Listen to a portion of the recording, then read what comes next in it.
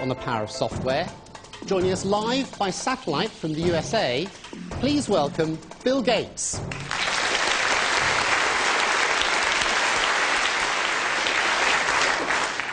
Bill, welcome to the Christmas Lectures, and thank you very much for joining us.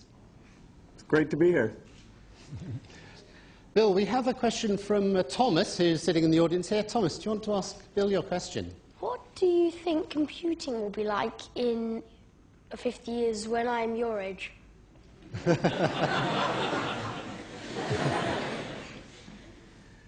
Well, 50 years is a very long time.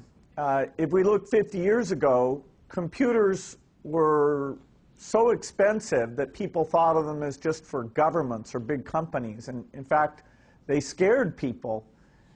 Now we've got it so they're fairly inexpensive. Individual people can own them. They're viewed as empowering. They let you reach out and learn things about the world. A big change will be that we'll be able to write software that models the world. So for example, understanding if you're designing a product, trying out, is this car going to be cheap? If it's in a crash, will it respond well? If I'm thinking of a medicine, does it have the right shape? Will it have the right effect on people's bodies? So being able to model the world will allow us to be way more productive.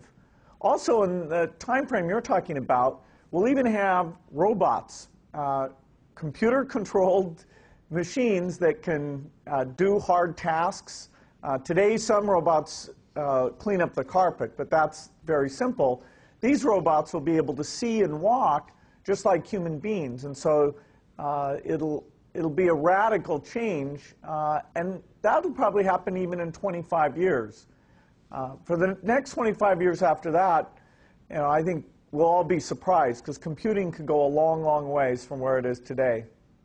Bill, we have Olivia up here, and Olivia has a question for you. Olivia, do you want to ask your question?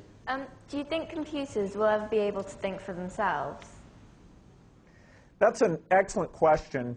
And even within the field, you find people who disagree. As we learn about human intelligence, our admiration for how powerful the brain is just goes up and up.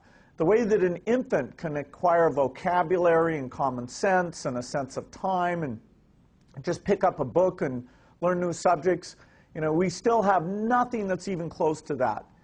In some areas, like vision or listening or even locomotion, moving around, the last 5 years there has been very good progress. And so I think we can say for sure that we'll match human ability in terms of senses, seeing, smelling, tasting, being able to move. But when it comes to learning and the broad general purpose way that humans learn, certainly nothing dramatic will change on that in the next decade. Beyond that, it's really a little bit guesswork.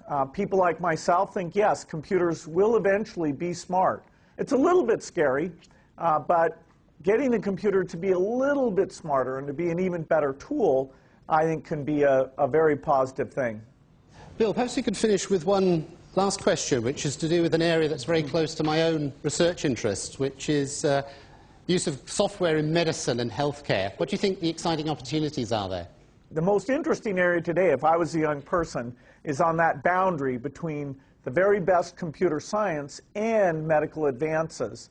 I think about it a lot, not just in terms of the rich countries, but also the poor countries, where you still have a lot of terrible diseases like malaria and AIDS. And I know this is the golden age of using digital software to help improve the practice of medicine.